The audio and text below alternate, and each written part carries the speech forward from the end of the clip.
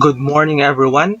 Ni hao ma, I'm Glenn L. Villonas. Today, let's explore one of Asia's best countries and internationally recognized as one of the countries of having the best education. I welcome you all to the Lion City, Singapore. The historical record of Singapore has been clocked in time. The country has been called as Pulut Chong, which means the island at the end of a peninsula in the Malay language. Later, the city was called as Temasek or Sea Town when the first settlements were established from AD 1298 to 1299. During the 14th century, this small but strategically located island earned a new name. Prince Sang Nila Utama named the city as Singapura from the Sanskrit word Simha, which means lion, and Pura means city. Hence, it is called the Lion City. The city was ruled by 5 kings of ancient Singapura. Located at the tip of the Malay Peninsula, the natural meeting point of sea routes, the city flourished as a trading post for vessels such as Chinese junks, Arab those, Portuguese battleships, and Virginese schooners. Additionally, the country was one of the British colonies in the 19th century. In 1959, it achieved autonomy or self-government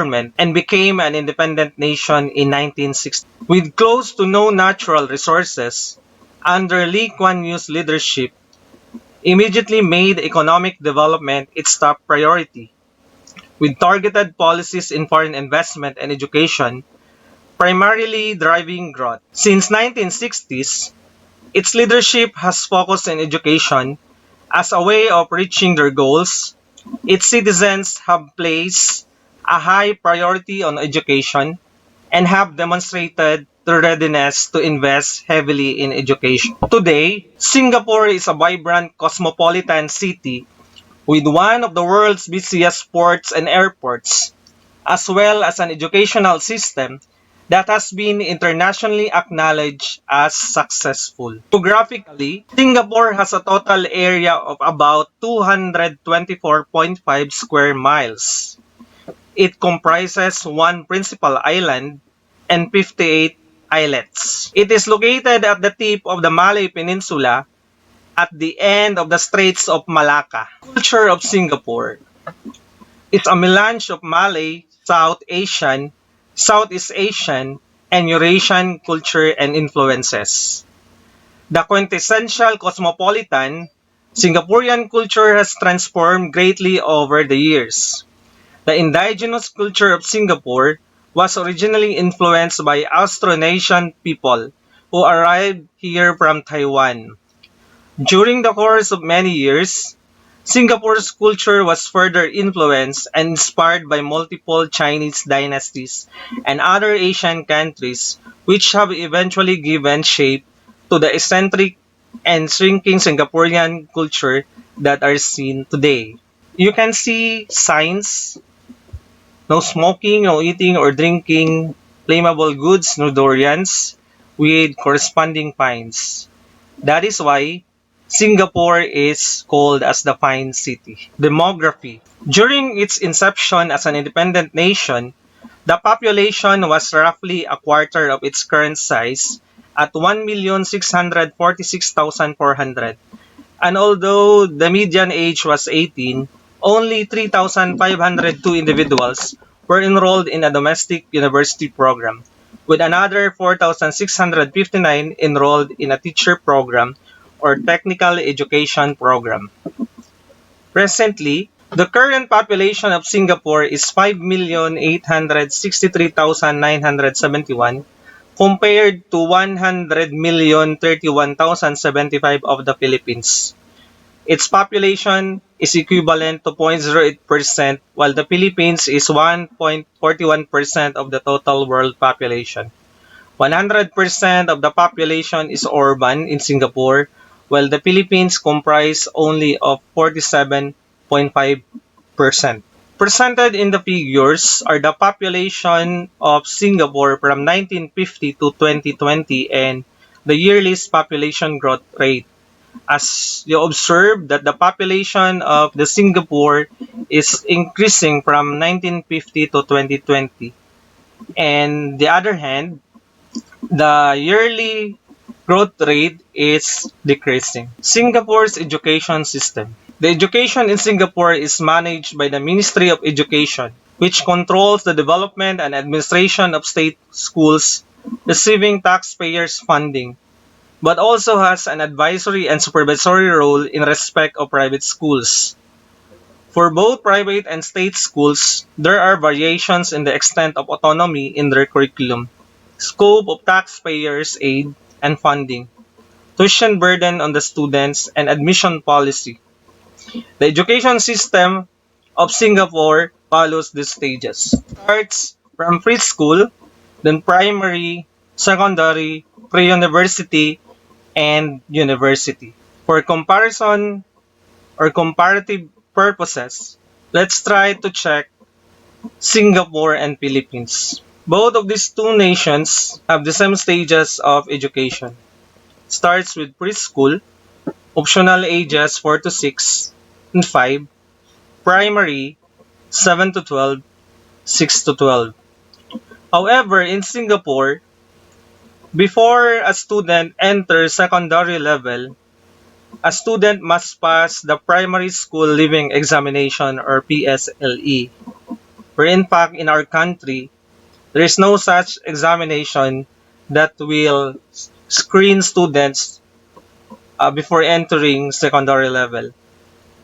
Secondary level, once a student in Singapore passed the examination, he or she can select based on the four streams: integrated program, express, normal or academic, normal or technical.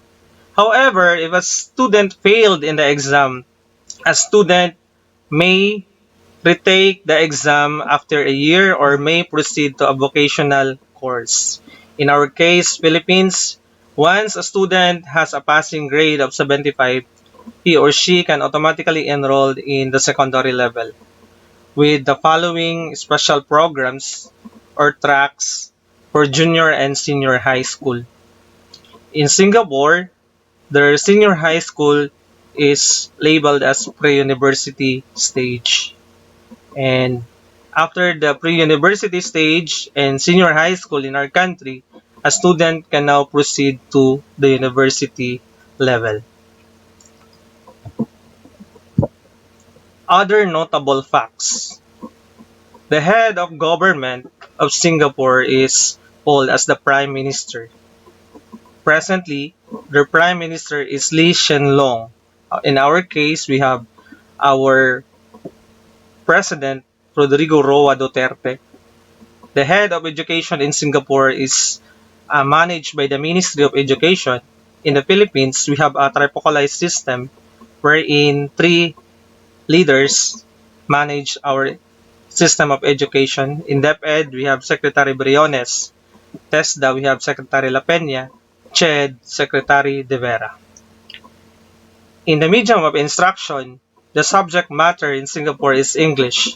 The mother tongue are Mandarin Chinese, Malay, and Tamil or Tamil Indians. In our case, we have our subject matter, the medium of instruction is English, mother tongue varies. The national language of Singapore is Malay. In our case, we have Filipino. The government expenditure as of 2020 in education in Singapore, their approved budget is 13.28 billion Singaporean dollars, which is 3.5% higher in the previous year, or that is equivalent to 475 billion 270 million 802,185.60 pesos. DepEd, CHED, and TESDA accumulated budget of 692.6 billion pesos. Literacy rate in Singapore is 97.2, Philippines 97.95. The teacher-student ratio as of 2018, in the Philippines, we have 1:31 in elementary, junior high 1:36, senior high 1:31 as per a report. In Singapore, primary level 1:15, Secondary 1 is to 12. Junior colleges 1 is to 12. You can notice the structure of the Singaporean education. So again, it starts at the preschool, then primary.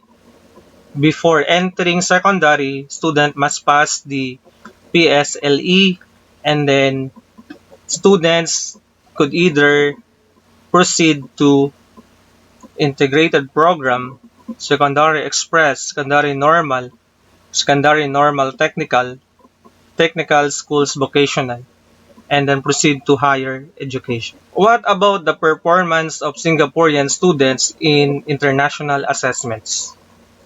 Let's start with PISA 2018, or the Program for International Student Assessment results in 2018. Comparing with the Philippines, Singapore is ranked 2 in areas measured like reading, mathematics, and science. Philippines ranks 78,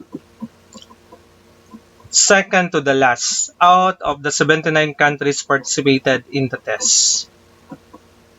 Singapore is just behind with China. China is number 1 in PISA 2018. How about in the teams 2015 in mathematics, teams 2016 in science for 10-year-old students, and teams 2015 in mathematics and teams 2015 in science for 14 years old students. Results show that among the countries participated, Singapore ranked number 1. Another international assessment is the PEARLS, or the Progress in International Reading Literacy Study. Results indicated that Singapore's performance, or Singaporean students' performance, is improving or increasing.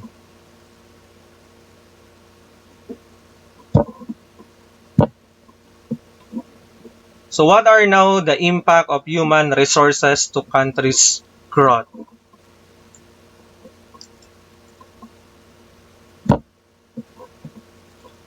Education has always represented an area of focus for Singapore since its independence in 1965. Its emphasis on education partly reflects Singapore's virtual lack of natural resources and Singapore's need to develop its human resource and manpower capability in its continuing quest to build knowledge-based economy. That's according to Nang and Tan 2010. In recent years, the goal of education sector, and in particular tertiary education, has moved beyond simply building local manpower capabilities and is actively being developed by the Singapore government as a source of revenue. The government's plan, which was initiated in 2002, is to make Singapore a global schoolhouse, attracting revenue-generating international students. In 2002, the education sector accounted for 3.6% of Singapore's economy. The government's aim was to grow this sector to 5% of Singapore's economy over the subsequent decade. Today, Singapore is a modern industrialized society, and entrepot or port trade continues to play a central role in its economy. The Port of Singapore is now the world's busiest transshipment port, surpassing Hong Kong and Rotterdam. In terms of total cargo tonnage handled, it has become the world's second busiest behind only the port of Shanghai. That's according to Zhao 2019. Singapore's tourism industry is also thriving, attracting over 10 million visitors annually. The city-state now has a zoo, a night safari, and a nature reserve. The country recently opened two of the world's most expensive integrated casino resorts in Marina Bay Sands and Resorts World Sentosa. The country's medical tourism and culinary tourism industries have also become quite successful thanks to Singapore's cultural heritage and advanced medical technology. Banking has grown significantly in recent years, and many assets formerly held in Switzerland have been moved to Singapore due to new taxes imposed by the Swiss. The biotech industry is burgeoning, with drug makers such as GlaxoSmithKline, Pfizer, and Merck and Company all establishing plants here, and oil refining continues to play a huge role in the economy.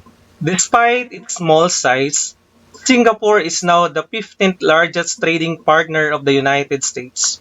The country has established strong trade agreements with several countries in South America, Europe, and Asia as well.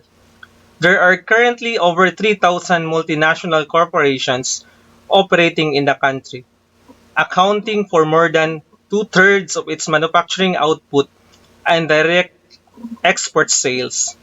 With a total land area of just 433 square miles and a small labor force for 3 million people, Singapore is able to produce a GDP that exceeds $3 billion annually, higher than three-quarters of the world. Life expectancy is 83.75 years, the third highest in the world, according to Zhao 2019. Singapore is considered to be one of the best places to live on earth if you don't mind the strict rules. Let's have a critique on its educational practices. The Singapore education system has received many praises and equally as many scorns. On one hand, Singapore's education system is considered to be among the best in the world, with students consistently ranking well in global achievement tests. Listed below are Singapore's education practices. Number 1. The Ministry of Education has inculcated competitiveness among students. Consequently, it resulted to excellent performance of students in international assessments and created global recognition of the country. On the other hand, to maintain such status, students have to pay the price, which most of them have developed symptoms of anxiety and stress. The competitiveness spirit of students is somewhat good. However, if it results to stress, the Ministry of Education must make some mechanisms to prevent students from indulging too much with their lessons, where it hampers their freedom to enjoy and be a sociable being. Second, observance of the bell curve system. Bell curve system is simply getting above over others, simply performing better than others. This kind of practice is often observed in a competitive class where one tries hard to be on top. Most of the students in Singapore are manifesting this kind of attitude with the support of their parents. Parents would pay extra tuition to make their children competitive. Arguably, the system that is being instilled on students' mind must be eradicated. Let them compete within themselves. Number 3. The Singapore education syllabus is getting harder each year. Singaporean students are doing so well because its formal education system is much harder than the rest of the world, and the GCE or the General Certificate of Education, A, advanced levels, NO, ordinary levels, are much tougher than the ones the British take. Review should be made by education official to check the syllabus content. Fourth, administration of Primary School Leaving Examination or PSLE. Passing PSLE makes students select to one of four streams. This type of examination is good in determining the skill or track where the student is fitted. This what lacks in the Philippines. The mass automatic promotion in the primary is a big issue. To note, foundation skills are significant to child's growth and development in learning the lessons. Hence, it should be strengthened in the primary years. I support to this kind of assessment administered to all students before reaching the secondary level. Fifth, one of Singapore's education policies is meritocracy. It is a fundamental principle in the education system which aims to identify and groom bright young students for positions of leadership. The system places a great emphasis on academic performance in grading students and granting their admission to special programs and universities.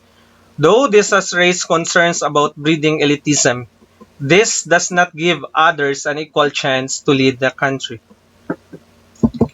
6. Financial assistance to disadvantaged one. Education policy in Singapore is designed to ensure that no child is disadvantaged because of their financial background. Therefore, school fees in public schools are heavily subsidized. There is no school fee for 6 years of compulsory education in primary school, although students still need to pay standard miscellaneous fees of 6.50 Singaporean dollars per month. Moreover, schools may optionally charge second tier miscellaneous fees up to the maximum of 6.5 Singaporean dollars per month. 7. Recruitment of the best teacher. The Ministry of Education carefully selects prospective teachers from the top one-third of the secondary school graduating class. Strong academics are essential, but so is commitment to the profession and to serving diverse student bodies. Certainly, they have the best teachers because of the strict or rigorous screening of teacher applicants. 8. Put value on career development. Talent is identified and nurtured rather than being left to chance. After 3 years of teaching, teachers are assessed annually to see whether they have the potential for three different career paths: master teacher, specialist in curriculum or research, or school leader, each with salary increments. Indeed, they give value and check their teachers' career development. As for the conclusion, let's start with the best practices of Singapore. Upon acquiring significant information of the country, Singapore listed below are their best practices which can be imitated by Philippines. Number 1, screening student skills before they enter secondary level. A qualifying exam must be given to students. Definitely, this must be considered by policymakers in the Philippines. Second, competitiveness of students in earning excellent score. This is not evident in the Philippines. Third, clear track or course for students once they enter secondary level. Fourth, conducive classrooms with small number of students. How about the insights? Singapore is different, but there is a great deal that the world can learn from Singapore's experience, which can trigger ideas for real and substantial points of departure for school improvement in other countries.